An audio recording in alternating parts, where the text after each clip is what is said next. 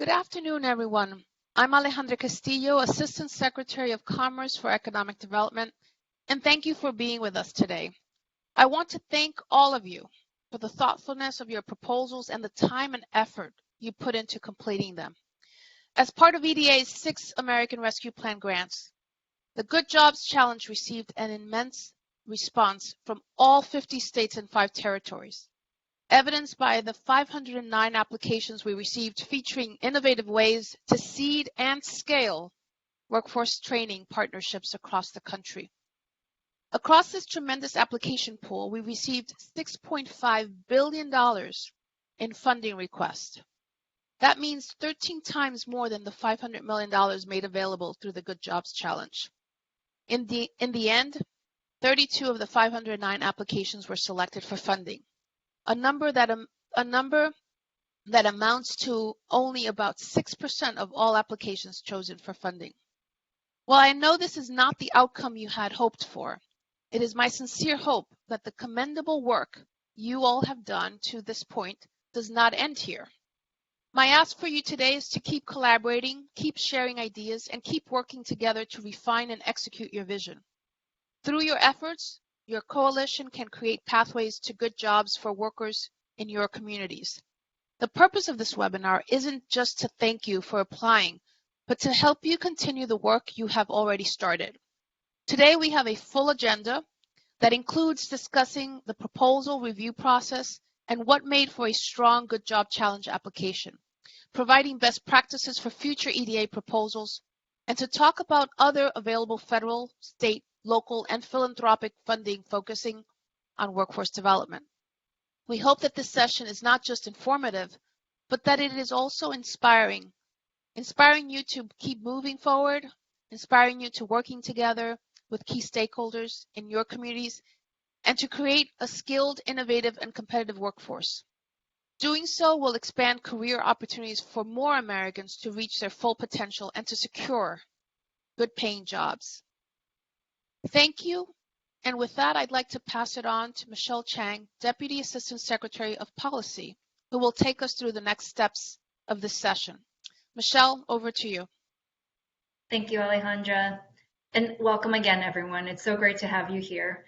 Again, want to echo Assistant Secretary Castillo's message. Thank you all for all the thoughtful applications that you all submitted for the Good Jobs Challenge. As Alejandra mentioned, we had quite an overwhelming response to this program. Over 500 applications were received, which just really highlights the need for this type of programming. So we first and foremost want to thank all of you for your commitment to this work, to your communities, and to workers across the country. As Alejandra mentioned, today we're going to focus on a couple different things for this briefing.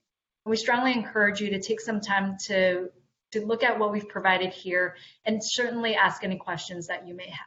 We do have a Q&A box in this Blue Jeans app that you can ask any questions, and we will do our best to answer as many as we can throughout this session. The first goal of this session is to provide an overview of the application review process. This was described in the Good Jobs Challenge Notice of Funding Opportunity, but we will go through that in detail. We are also going to provide observations on what made for a strong Good Jobs Challenge application. And lastly, we do want to make sure that we highlight some applicant resources for you all and further opportunities, as we do hope that you will continue your work to help workers across our country get the skills and training they need to be able to land good quality jobs. With that, I am going to pass this on to Lauren Starks, who is our Good Jobs Challenge program lead. Lauren has overseen this program over the last few months, and we're excited to have her here to talk through some of these items in more detail. Lauren, I'll pass this on to you. Thank you so much, Assistant Secretary Castillo and Deputy Assistant Secretary Chang. Good afternoon, everyone. My name is Lauren Starks, and I serve as the program lead for the Good Jobs Challenge here at the U.S. Economic Development Administration. On this slide, we have an overview of the program goals for the Good Jobs Challenge competition. The Good Jobs Challenge is making a once-in-a-generation investment aimed at creating high-quality workforce systems to transform America's communities. The goal of this program is to build and strengthen regional workforce training programs in communities that will help workers secure jobs in growing essential industries and also accelerate regional economic development following the pandemic. There are several features that I want to highlight for you today that are core to what this program aims to do and the potential impact of this work. The program aims to provide American workers, particularly those from underserved populations and communities, with access to good jobs by establishing or strengthening regional workforce training systems. An important emphasis here is on integrated and intentional public-private community-led coalitions that will implement effective outreach to underserved communities, provide high-quality training, wraparound supports, and also earn and learn programs of all types. As we will discuss further today, there is a strong focus here on employer leadership and commitment. Employers coming together with training providers, with community-based organizations, labor unions, and other key stakeholders to build demand-driven pathways into good jobs. The program is also community-driven, and it focuses on that intentional connection of workforce and economic development. We're excited that this program has emphasized that deliberate alignment with regional comprehensive economic development strategies or equivalent regional strategies. On this next slide, I want to give you a snapshot of the Good Jobs portfolio that we officially announced on August 3rd. These 32 projects were selected from a very competitive pool across 509 applications. These awardees, which span 31 states and Puerto Rico, will create talent pipelines for 15 key industries, including manufacturing, IT, agriculture and food production, energy and resilience, and also healthcare. This program is bringing employers to the table as partners to make sure that we're building those pipelines that lead to quality jobs. And it's notable that through these efforts, we will address a labor shortage and place at least 50,000 American workers into good jobs. Also want to highlight that EDA recognizes the important role that labor unions play as key partners to the success of this work.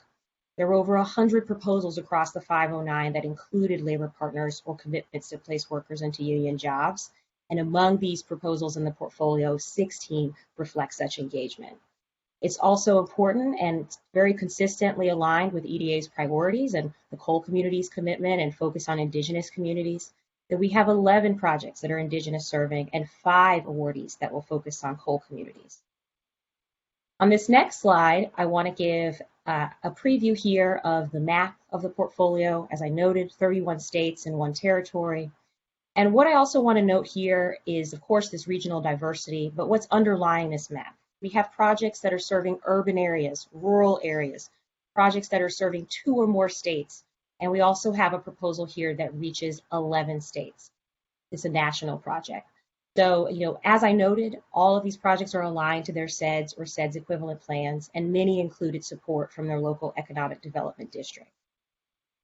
On this next slide, briefly, I want to note the diversity across job placements and the industry diversity. You can see that these are projecting to create jobs across high growth potential industries, and so we're excited to see that focus and diversity. On the next slide, I also want to note that communities did come together, form strong partnerships to create these training programs, and in doing so, engaged economic development organizations, industry, 2- and 4-year post-secondary institutions, labor unions, and other stakeholders, all essential to this process. And so EDA was, of course, excited to see that diversity of lead organizations applying to the program, and we truly hope to see that engagement and collaboration across silos continuing. On the next slide, I want to go over the application review process. So, as noted, the Commerce Department developed a competitive grant process to allocate $500 million to innovative workforce development programs that are industry-led, community-driven, and worker-centric. I'm going to highlight the robust outreach here, the demand for the program, and also the overall review process. Since the program's launch last July, there, of course, has been tremendous excitement and energy. Last summer through early 2022, EDA executed an extensive outreach plan that was intended to strengthen and diversify the Good Jobs applicant pool prior to the February 10th, 2022 deadline. EDA held over 40 stakeholder briefings and public webinars, including a pre-deadline expert panel, and collectively reached over 5,000 attendees. On this next slide, we note, of course, intense demand for this highly competitive program, and we're so hopeful that we're going to see continued engagement across all of these projects.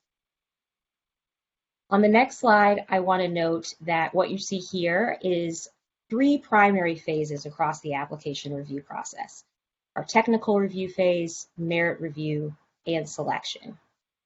As stated in the Good Jobs Challenge NOFO, to be considered for funding, an applicant must have been an eligible entity and also must have submitted a complete application by the deadline. EDA screened all submitted materials that were submitted by the deadline, verify that all required forms were complete and that all required documentation was included. As laid out in the Good Jobs Challenge NOFO, EDA also utilized a merit review process to assess the quality of these complete applications. Each complete application was reviewed and scored against the merit review criteria per the NOFO by at least 3 individuals.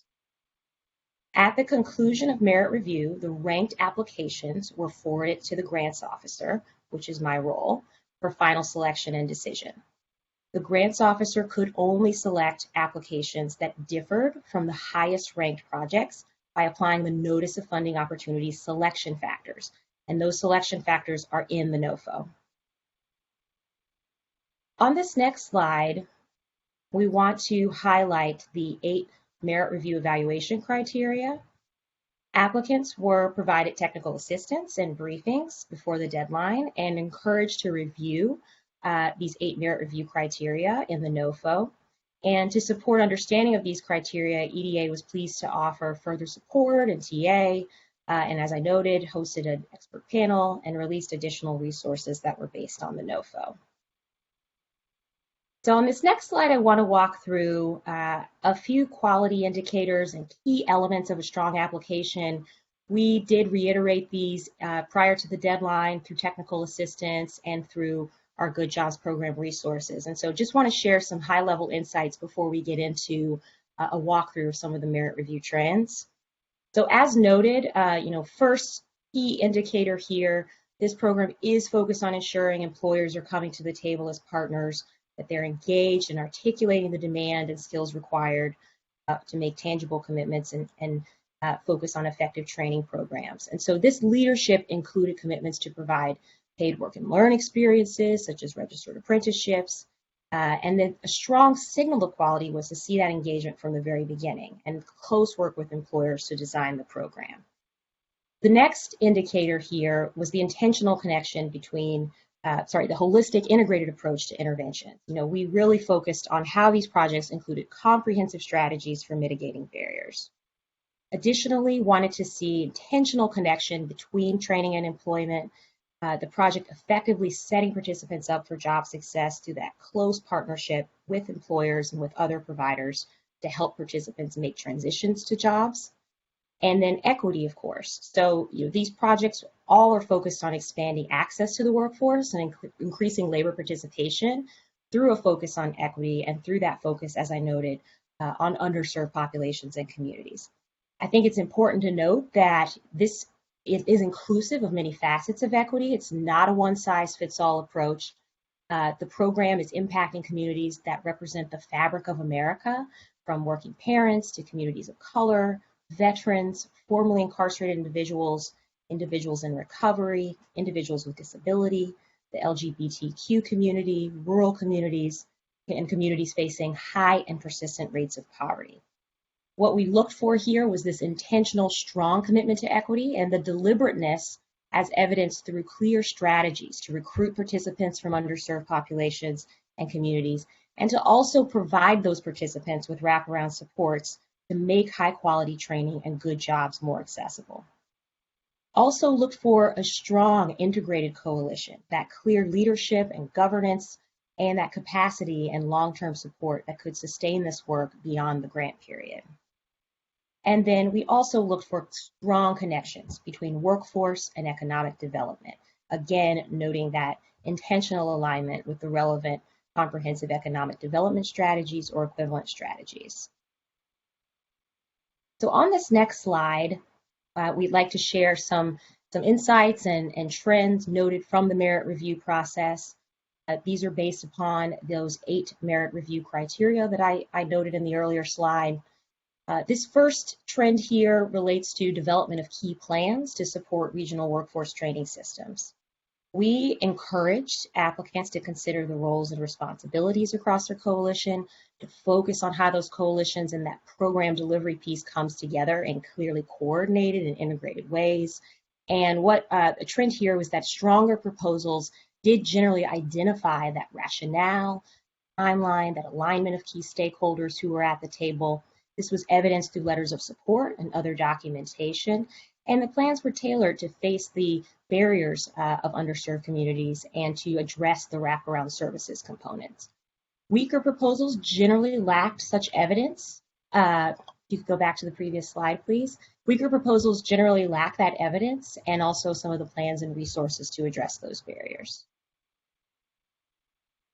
On the next slide here, we asked applicants to provide employer commitments, and want to note that in the NOFO provided examples of what that could look like. There was great flexibility provided here, but also an indicator of what firm commitments could look like. So that could be in the form of registered apprenticeships or other work and learn programs. It could have been in the form of conditional hires, or could have been through a specific number of workers who successfully complete through these partnerships. Competitive proposals here generally included letters from several employers with specific commitments, including to provide leadership to the workforce system, to implement training, and also to hire workers who complete that training. Weaker proposals generally lacked specific letters demonstrating employer partnership and or did not detail how employers would take a leading role in the workforce system. As I noted regarding equity, EDA encouraged applicants to reach historically underserved populations and communities, and that focus was reflected across the applicant pool. Generally, stronger proposals took thoughtful approaches to embedding equity throughout their proposals. They provided clear strategies to recruit from underserved populations and to make wraparound supports available to those populations, and also noted the engagement with local and community-based organizations to achieve those outcomes. Weaker proposals generally did not effectively demonstrate how outreach, wraparound services, and/or the training would be tailored to underserved populations and communities. Regarding feasibility, competitive proposals generally demonstrated that plans and outcomes could be completed within the grant period and within budget. Proposals that were less strong here generally lack that detail regarding the budget and/or timeline information. The program, of course, focuses on creating a pipeline of skilled workers to meet regional needs. And a trend here was that competitive proposals generally identified regional needs as affirmed by employers in the region, also engaged partners to assess those needs, and demonstrated that regional SEDS alignment. This was also substantiated by claims of need through specific letters and/or other documentation. Weaker proposals generally lacked evidence of demand from employers or did not connect their proposal to those regional economic development strategies. On regional investment and sustainability, competitive proposals generally showed a track record of fundraising or ability to leverage other funds, provided evidence of skin in the game from the system stakeholders, and also outlined how the system could be supported beyond the period of the grant. Weaker proposals generally lacked letters from stakeholders indicating such commitments to sustainability or did not include sufficient evidence of the ability to provide ongoing support to participants after the training or after the end of the grant period. On this next slide, we wanted to really highlight the important role of the system lead entity, the backbone organization capacity. The NOFO lays out examples and descriptions of quality indicators for a strong system lead or backbone organization. And what we observed here is that competitive proposals generally were led by entities with a strong track record of convening, the ability to convene those stakeholders, drive them to action, that there was a demonstrated ability and plan to reach underserved workers, and also to secure those commitments from employers and other stakeholders. Weaker proposals generally lacked sufficient evidence that the lead entity had that track record and convening power, or did not adequately document concrete or specific commitments. In terms of workers served and job placements expected, competitive proposals generally demonstrated projections of job placements, which were rooted in evidence through these letters of commitment, and also provided a clear plan to transition workers from recruitment to training to full-time employment in a quality job. Weaker proposals generally lacked employer commitments to train and place workers and or did not connect those placement projections to the letters of support. So, this is, I hope, a helpful and informational summary of those trends. As Assistant Secretary Castillo noted in her welcome, the energy behind these proposals, the ideas, the conversations that have been happening among partners, some of which are happening for the first time, we want all of that to continue. We see great value in that continuing and have great admiration for all of the hard work and leadership in your communities, which is so much needed. Not only for your community, but for our country as a whole. So I want to first thank you. I want to turn over here to note that we have some additional information and resources we want to put in front of you. We'd like to provide you with some insights about other ways to engage with EDA going forward. And then we also have a few speakers here from our partner agencies across government who will also share some opportunities with you. So now I will turn it over to my colleague, Craig Versati, who is the Deputy Assistant Secretary for Regional Affairs at EDA. Craig, over to you. Thanks so much, Lauren. Good afternoon, everyone. I'm really pleased to join today's webinar because one of the best things about the Good Jobs Challenge and our historic American Rescue Plan programming was that it brought a lot of new stakeholders to EDA. So for many of you, I believe this might have been your first program, first EDA program, that is, to participate in. And that is awesome news. I always like to say that economic development is a team sport. It takes aligned people, that's the workforce, places, that's the infrastructure, and business to make economies thrive, and that's our entrepreneurs, our industry, and business community writ large. And what's so fun about working at EDA is that we get to work across that continuum of efforts. So with your participation in the Good Jobs Challenge, it's clear that you might be excited about investing in a future, more modern American workforce.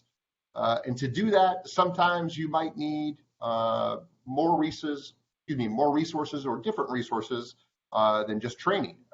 Maybe it's infrastructure. Maybe it's a new facility. Well, I do want to remind you that EDA does have some great infrastructure investment tools.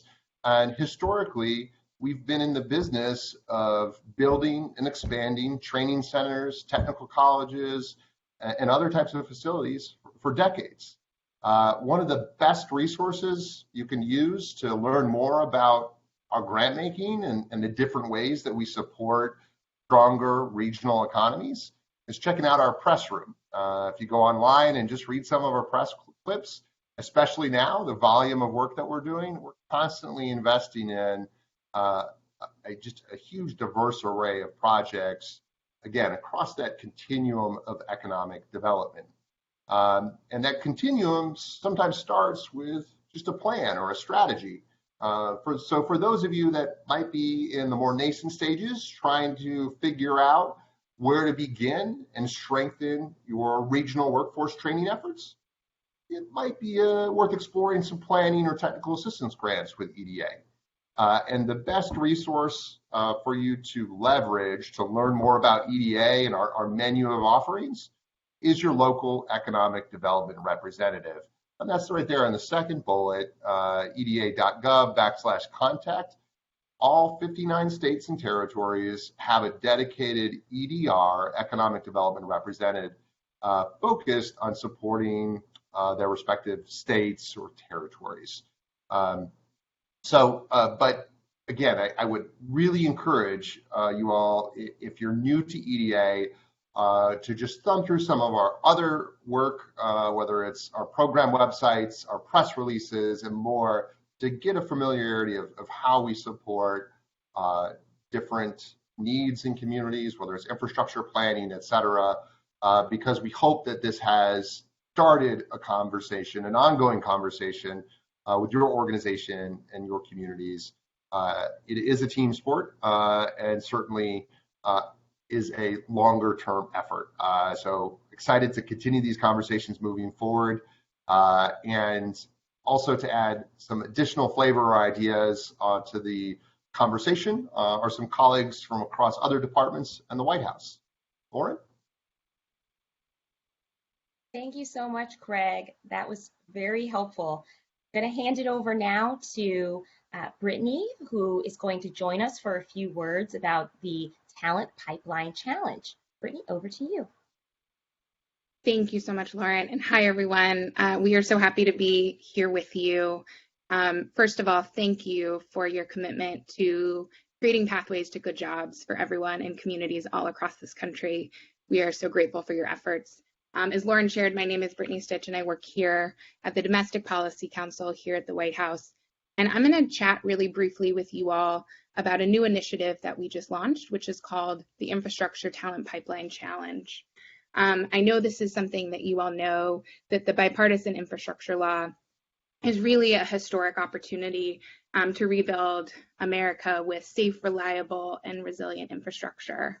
And we know that investing in this infrastructure, it's going to deliver really concrete results for American families and really change their lives for the better, right? From easier commutes, cleaner water, better internet access, more reliable power, to fix roads and bridges.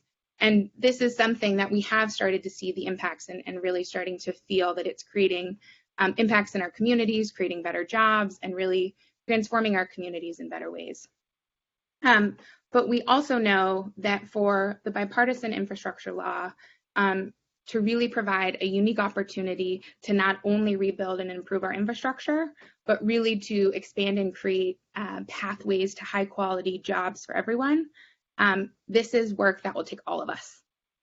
This is not just going to happen in Washington, it's going to happen with all of you on the ground in communities where projects are getting built, where your companies are hiring, where your community colleges and training providers exist, and where your union members work. And so this is why we've launched the challenge. Again, it's called the Talent Pipeline Challenge. And this is really a nationwide call to action for everyone, for employers, for training providers, for states and localities, for philanthropic organizations, community-based organizations, to really make tangible commitments that support equitable workforce development. Our challenge is focused on 3 sectors: broadband, construction, and then electrification. So that includes EV charging, as well as sort of battery manufacturing. And I will briefly talk about the challenge, but the good news is we're going to have a longer webinar where we can share more. So very quickly, there are 3 things we are looking for folks that want to join the challenge. One is that you are committing to building new programs. So this may be launching a new registered apprenticeship, launching a new partnership with a training provider. 2 is that you are potentially scaling a program that already exists. You know that the programs you are doing are working, you want to upskill more workers, or you want to bring in new folks onto your team. We want to hear about it. And really 3 is core to all of this, is that you're focused on really expanding equitable pathways. This may include things like pre-apprenticeships. This may include things like wraparound support, paying for transportation or childcare to ensure that workers are not only getting the training that they need, but are able to do it well. And I think the real beauty of this challenge is that everyone can be involved. And the real central component of it is partnership, which we think is so aligned to the Good Jobs Challenge and the work that you all are doing. And so, to that end, we think all of you are fantastic candidates to join the challenge. And as I said at the beginning, this is really an opportunity for us to amplify and lift up the work that you all are doing.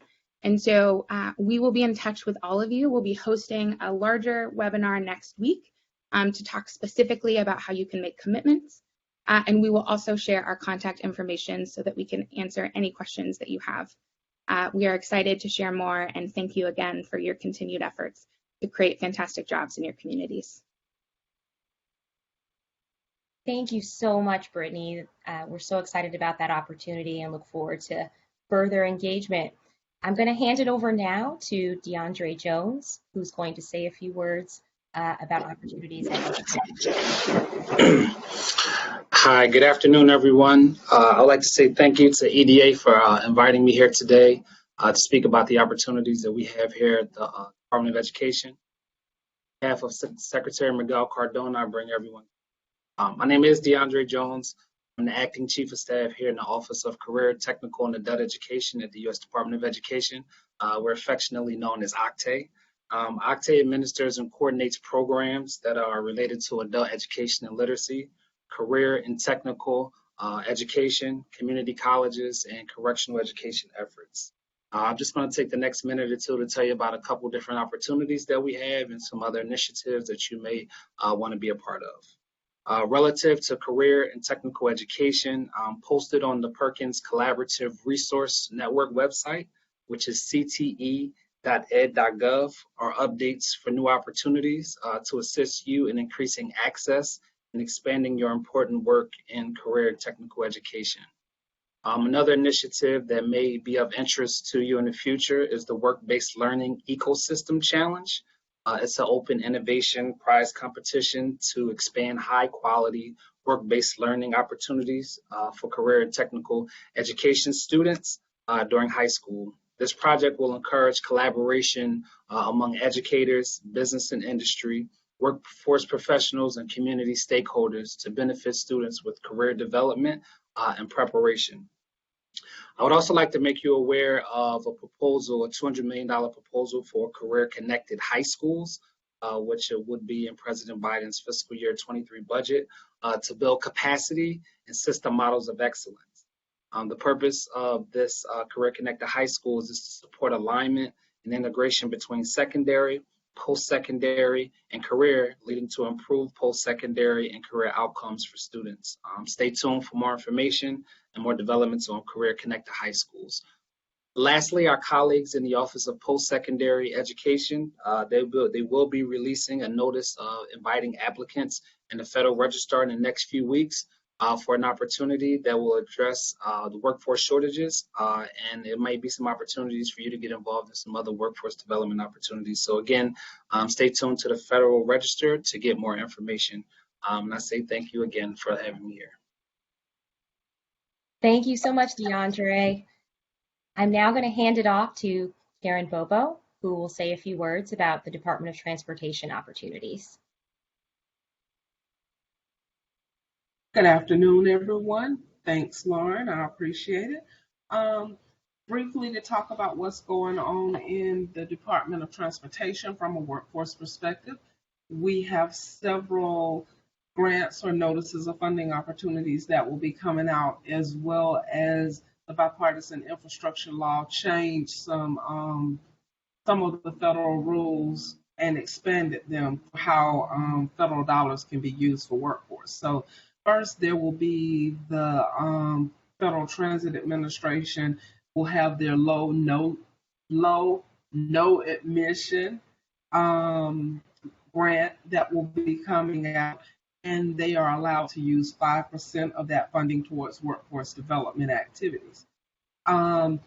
Between now and the end of the year, DOT is gearing up to get its RAISE grants back out, and we are pushing to have each of our grant NOFOs have a workforce component of which they are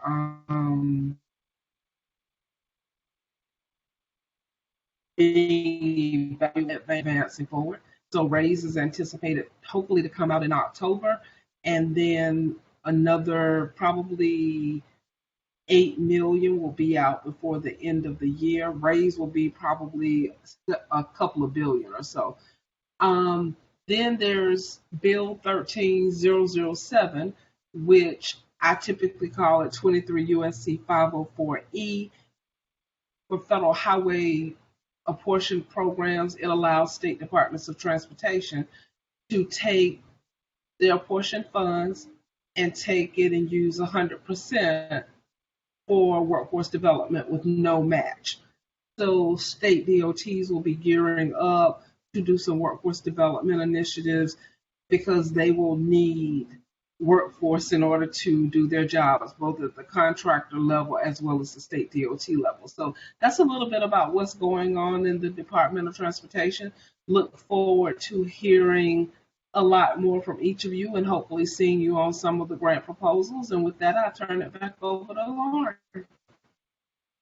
Many thanks, Karen, and thank you to all of our speakers here. Really, really great to hear your resources and those additional opportunities and to get more insights.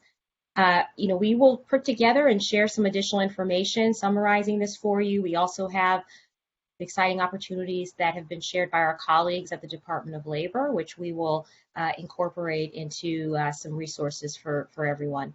I want to hand it off now to my colleague, Todd Fisher, who is the Director of the American Rescue Fund programs. Thank you, Lauren. And wanted to introduce myself, Todd Fisher, the Program Director for the $3 billion of American Rescue Plan funds that include the Good Jobs Challenge here at EDA.